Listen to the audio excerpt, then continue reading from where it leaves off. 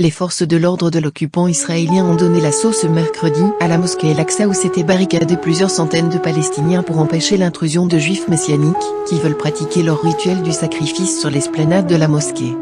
Comme d'habitude, tout a commencé par les provocations de juifs messianiques qui veulent prendre d'assaut la mosquée Al-Aqsa pour pratiquer leur rituel de sacrifice pour la Pâque juive. Des Palestiniens avaient appelé à la mobilisation pour empêcher l'intrusion des colons juifs et se sont barricadés à l'intérieur de la mosquée.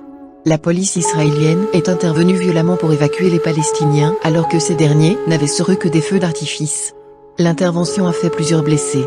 350 jeunes Palestiniens ont été arrêtés à la suite de l'opération. Des dizaines de cas d'asphyxie au gaz toxique ont été enregistrés dans la nuit de mardi à mercredi lors d'une prise d'assaut des forces d'occupation sioniste de la mosquée El-Aqsa à El-Kodet occupée, ont rapporté des médias palestiniens. Les forces de répression israéliennes ont fait irruption dans la salle de prière El-Kibli de la mosquée sainte qui a été encerclée. Ils ont coupé l'électricité et tiré des balles en métal recouvertes de caoutchouc et des bombes sonores et à gaz toxique, provoquant de graves cas d'étouffement, selon l'agence de presse palestinienne, Wafa. Elles ont également fermé la route Al-Ouad dans la vieille ville, et intensifié leur présence dans les quartiers de la vieille ville. Des témoins et des médecins, cités par l'agence Wafa, ont déclaré que la police sioniste avait utilisé une force excessive pour expulser les centaines de fidèles palestiniens qui tenaient une veillée de prière du Ramadan dans l'enceinte sacrée.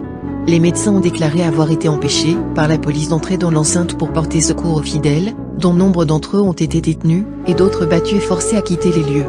L'intervention violente de la police israélienne, qui s'est déroulée en plein mois de Ramadan, s'inscrit dans un contexte extrêmement tendu et marqué par la volonté du gouvernement de Netanyahou de faire passer en force ses projets de colonisation malgré les avertissements de la communauté internationale, y compris de ses alliés américains et européens. Par ailleurs, les provocations du gouvernement israélien constituent selon les observateurs une diversion politique en vue de tenter de rétablir l'union sacrée menacée par la grave crise intérieure qui déchire la société israélienne face au projet de modification du système judiciaire.